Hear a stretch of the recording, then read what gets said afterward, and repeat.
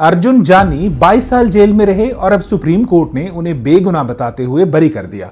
यह मामला ओडिशा का है। 2006 में अर्जुन जानी को हत्या के एक मामले में उम्र कैद की सजा मिली। उन्होंने जेल से ही हाई कोर्ट में अपील की, लेकिन हाई कोर्ट ने उनकी अपील सिर्फ इस वजह से खारिज कर दी क्योंकि उसमें देरी हो गई थी। इस वजह से 10 साल और उन्हें जेल में रहना पड़ा।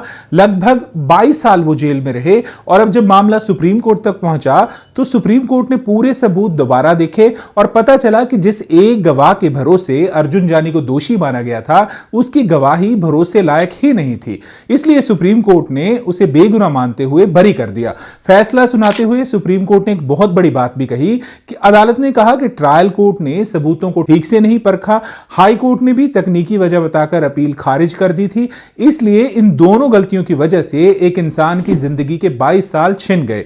कोर्ट ने यह भी कहा कि गरीब और जेल में बंद लोगों के लिए न्याय आज भी आसान नहीं है। इसलिए ऐसे मामलों में अदालतों को सिर्फ तकनीकी बातों पर नहीं बल्कि इंसाफ पर ज्यादा ध्यान देना चाहिए। जरा सोचिए, अगर किसी इंसान की पूरी जवानी जेल में निकल जाए, उसका परिवार उससे दूर हो जाए, समाज उसे अपराधी समझने लगे और 22 साल बाद अदालत कहे कि तुम दोषी नहीं हो, तो क्या सिर्फ बरी कह देने से या बरी कर देने से इंसाफ हो जाता है? एक और सबसे बड़ा सवाल, अर्जुन जानी के 22 साल कौन लौटाएगा? क्या उनके परिवार के बिना बीते हुए साल वापस आ सकते हैं? क्या समाज में जो बदनामी हुई वो एक फैसले से खत्म हो जाएगी? इसलिए कहा जाता है कि justice delayed is justice denied.